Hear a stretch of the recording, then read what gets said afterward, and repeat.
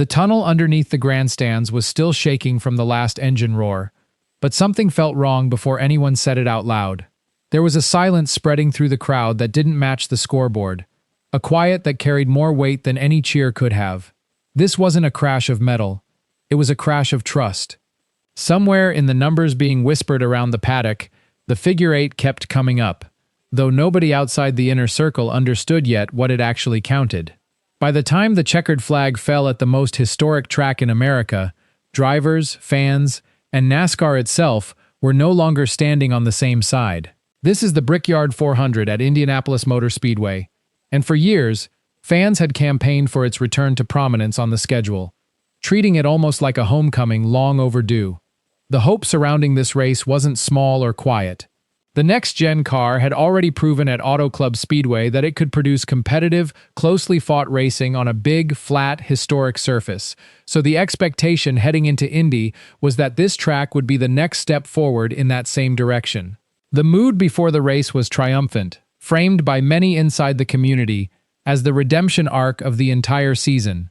But the more people wanted this race to be great, the harder the eventual fall was about to be. Then the green flag dropped, and everything the fans had hoped for started to unravel almost immediately. Before the checkered flag even flew, the same fan base that had begged for this race's return for years had already turned against it. Misfire Catching 57 captured that whiplash directly, writing, "I still find it really funny how literally everyone was begging for the Brickyard to return only to flip on it almost immediately." That single comment became the spark for the first real fracture inside the community, because pushback arrived almost instantly and just as forcefully. KWeber94 countered that, "Indy has always raced this way since we started coming here," arguing that NASCAR keeps the race on the calendar for the prestige, not for the quality of competition it produces. That one reply turned a shared complaint into a genuine argument. Was this a next-gen problem unique to this era, or had Indy simply always raced this way, with fans only now paying closer attention? And speaking of paying attention, this is exactly the kind of breakdown we cover every week here on NASCAR Trackline TV, and we're closing in on 500 subscribers, so if you want more deep dives like this one delivered regularly, hitting subscribe genuinely helps us keep making them. But then the numbers came out, and they made the defense a lot harder to hold up. The number teased earlier in this story finally had context. On his podcast, Denny Hamlin cited that, excluding first lap after restart passes, last year's Brickyard race produced only 8 total passes on track across the entire event. That figure sat heavy over everything that followed, a hard statistic nobody could easily dismiss. This year's race became living proof that the underlying issue never actually left. Carson Hocevar could not clear Tanner Heim, even while running tires roughly 40 laps newer than his competitor. A scenario that should have produced an easy, clean pass under normal racing logic. As Babycakes Murphy described watching that exact moment live in the stands, recalling a fast car catching a slow car with no ability to generate enough of a run to actually complete the pass. The numbers weren't opinion anymore, they were proof.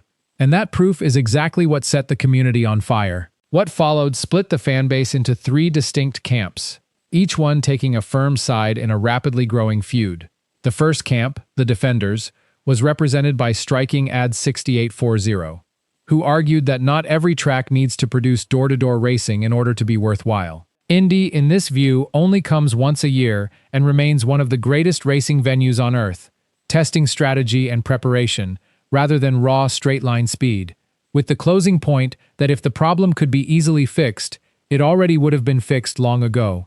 The second camp, the Attackers, found its voice in Blue Screen 73, who delivered the harshest verdict of the entire thread, pointing to nearly 30 years of evidence that racing at Indianapolis Motor Speedway is always going to be crap.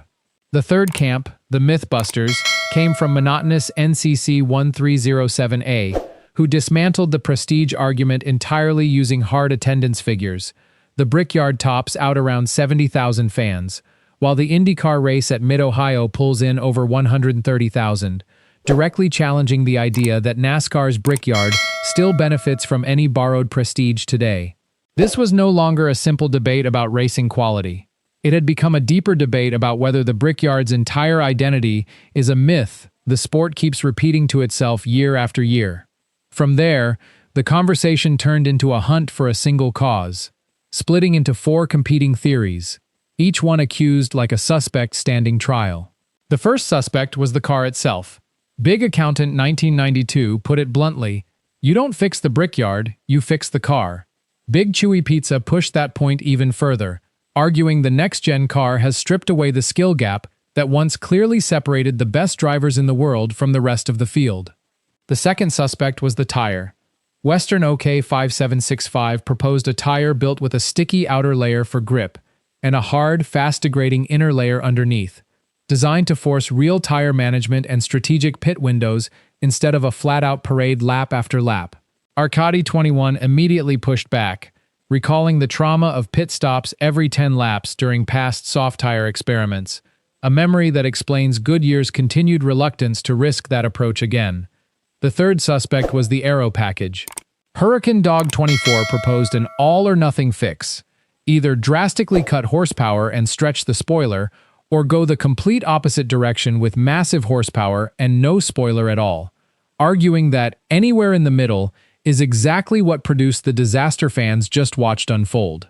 TwitchBot 8011 echoed that extreme speed position, calling for faster cars paired with less grip so a trailing car could actually disrupt the leader's air. The fourth suspect was the track itself. Dragonsfire09 and username not provided raised the most uncomfortable theory of all, suggesting stock cars have simply never put on a genuinely good show at Indianapolis Motor Speedway, and that NASCAR keeps returning purely to borrow a prestige that may no longer be paying off competitively. Four theories, zero consensus, and a fan base left more divided than ever before. From there, the debate escalated past simply fixing the race into openly questioning whether it should even remain on the schedule at all.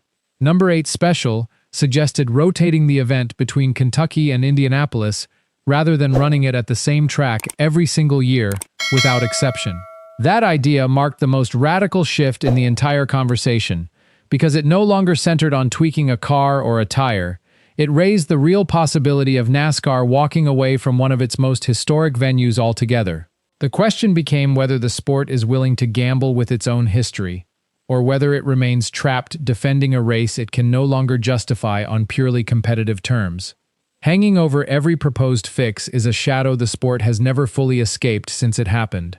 Western OK 5765 referenced the 2008 tire disaster directly, explaining it as the exact reason NASCAR remains terrified to touch tire compounds at Indy again. That single memory is why every idea floated in the previous section carries real, tangible risk. This isn't just an engineering problem anymore. It has become a reputational minefield the sport keeps tiptoeing around. NASCAR is caught between two failures: keep producing races fans openly call unwatchable, or risk repeating one of its most embarrassing chapters in modern history. Nothing here has been resolved.